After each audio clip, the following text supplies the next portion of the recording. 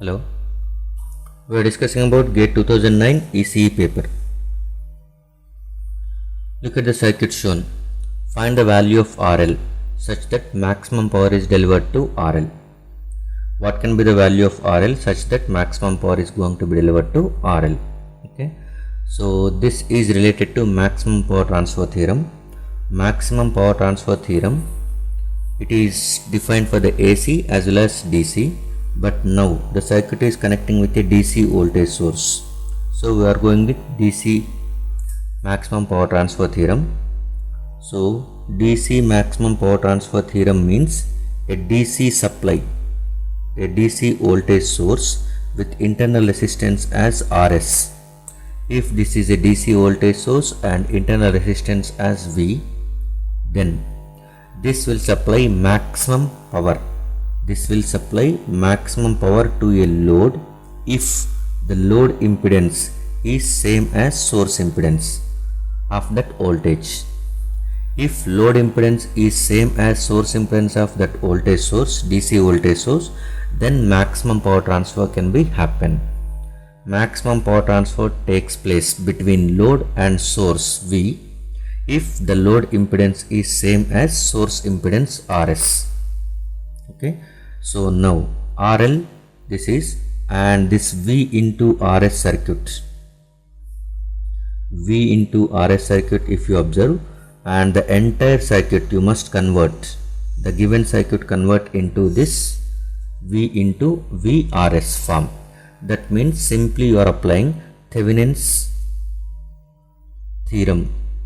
Thevenin's theorem, if you apply for a complex circuit, that will be reduced to a single voltage source in series with Thevenin's resistance. So you can write any complex, you can get any complex circuit into a simple voltage source in series with in series with equivalent resistance or Thevenin's resistance. That is what Thevenin's theorem says. So you are going to change it as VRS. But we require only RL, the value of RL, which is nothing but Rs itself. Rs is nothing but, according to our Thevenin's theorem, it is RTh.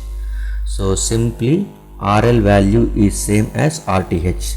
So you must calculate RTh of this circuit.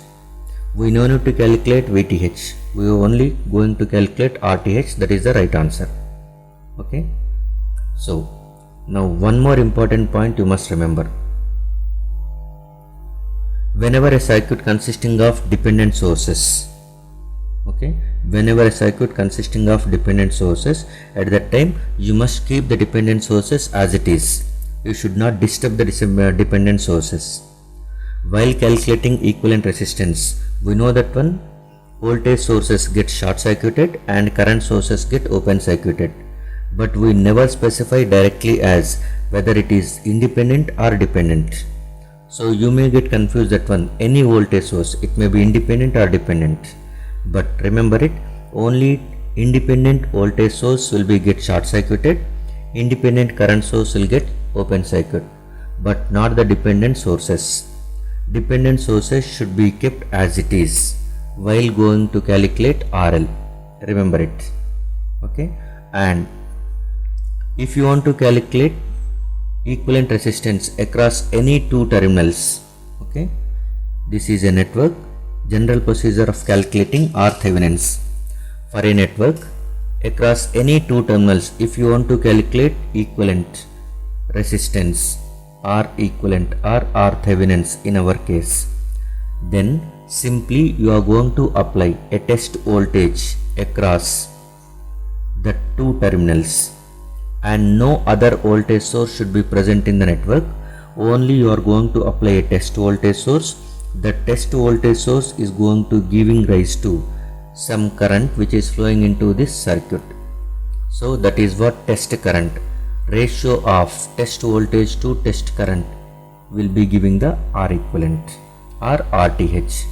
This is general procedure to calculate equivalent resistance across any two terminals. Across those two terminals, simply apply a test voltage. How much current is delivered by the test voltage you must calculate. Get the ratio of test voltage source to test current. that will be giving the equivalent resistance across those two terminals. Now we'll apply a test voltage source over here. Okay, now I am going to apply a test voltage source. This is VT, removing RL, and I am going to apply a VT. You are removing RL. Okay, simply you are applying a voltage source VT, and that is going to giving rise to IT. Okay, if this is IT, then the current flowing through this one, say it as I, for example, or I1. If the current flowing through is I1, and this you can write it as IT minus I1, because according to KVL, incoming current must be equal to outgoing current. If you add all outgoing currents, it must be equal to incoming current. So this is IT minus I1, this is I1, and it is IT. Okay, Vx means voltage across this 4 ohms. So you can write Vx is equal to voltage across 4 ohms. Voltage across 4 ohms is nothing but 4 times of current flowing through this one, which is IT minus I1. This is first equation. And total voltage VT, by that time there is no other voltage source, so this voltage source is get shorted. Vi will become 0. Now across these two terminals, voltage across VT means voltage across these two terminals. Now these two terminals are going to be same, so that you can write the same test voltage like this.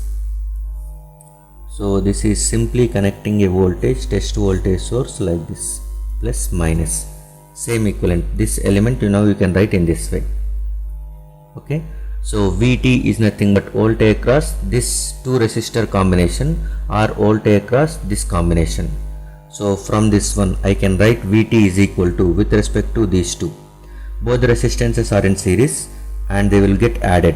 So total resistance is 8 times of current flowing through it, that is IT minus I1, which is second equation. Okay, now apply KVL across this loop. Apply KVL across this loop. So KVL is going to be giving rise to KVL across loop Vx. Okay, and this is assumed direction and this is actual current direction. Both are in opposite, so you must write it as 4 times of I1 plus.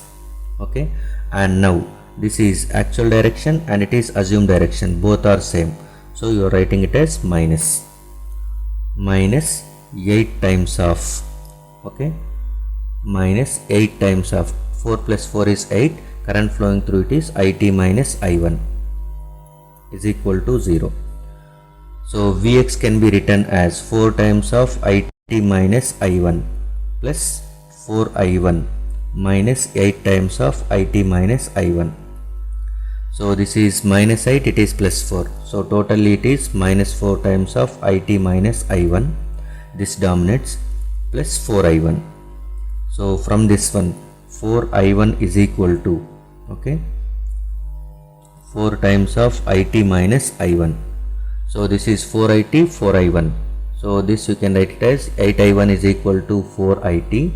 I1 is equal to, okay, IT by 2. 4 by 8, that is 1 by 2, IT by 2.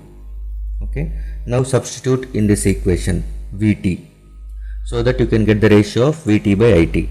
Okay, we are interested in calculating the ratio of VT by IT, so that you are going to replace I1 with IT, so that equation 2 will be consisting of only VT and IT terms. So from equation 2,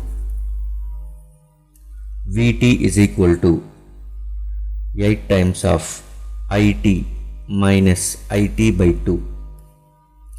Okay, so that means 8 into half IT will be resulting 2 4 ja, that is 4 IT. So R equivalent or R Thevenin's equal to VT divided by IT, which is 8 by, sorry, which is 4 itself.